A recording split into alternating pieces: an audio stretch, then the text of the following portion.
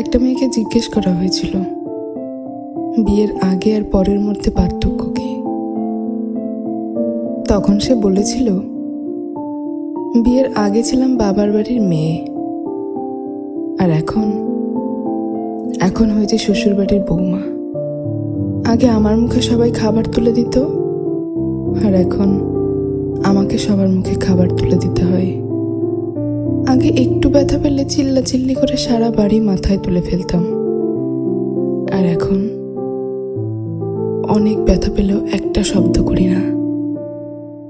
আগে হাসার জন্য মা বকতো, আর এখন কাঁদতে গেলেও ভয় হয়।